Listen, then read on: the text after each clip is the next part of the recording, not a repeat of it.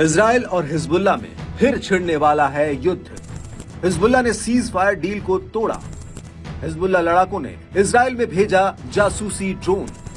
Middle east में फिर आने वाली है बड़ी तबाही।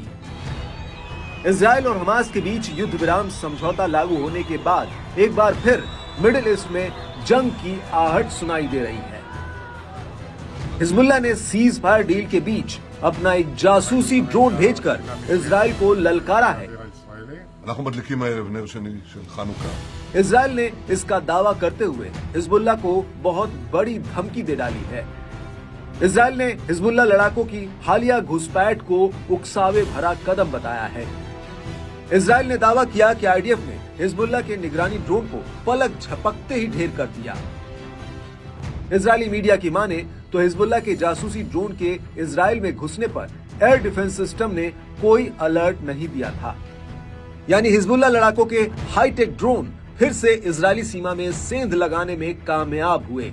इस पर इजरायली सेना ने कहा कि हिजबुल्लाह के ड्रोन को इजराइल की surface based air defence system से रोक लिया था। हिजबुल्लाह की यह कायराना हरकत का इजराइल कड़ा जवाब देगा। इजराइल या उसके नागरिकों के लिए किसी भी खतरे को दूर करने के लिए आईडीएफ कार्रवाई करेगा।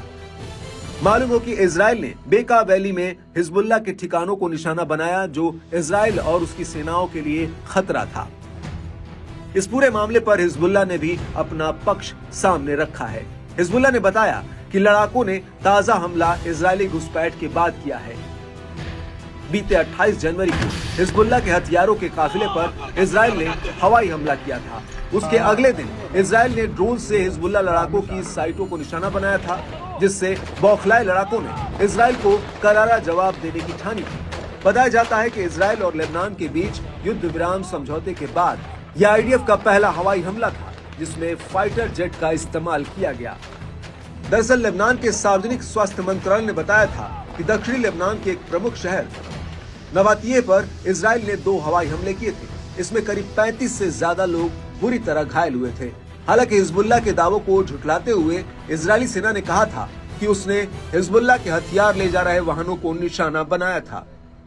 इतना ही नहीं, लेबनान के हेल्थ मिनिस्ट्री ने यह भी बताया था कि इजरायली सेना ने रविवार और सोमवार को दक्षिणी लेबनान में कम से कम 24 लोगों को मारा था, जबकि 140 से ज्यादा लोग घायल भी हुए थे। बता दें कि ये नवंबर के आखिर में युद्ध विराम समझौते के लागू होने के बाद पहली बार है जब इजराइल ने फाइटर जेट से हिजबुल्लाह के ठिकानों पर हमला बोला। मालूम हो कि इजराइल और ईरान समर्थित हिजबुल्लाह लड़ाकों के बीच पिछले 1.5 साल से एक दूसरे पर हिंसक हमले जारी थे।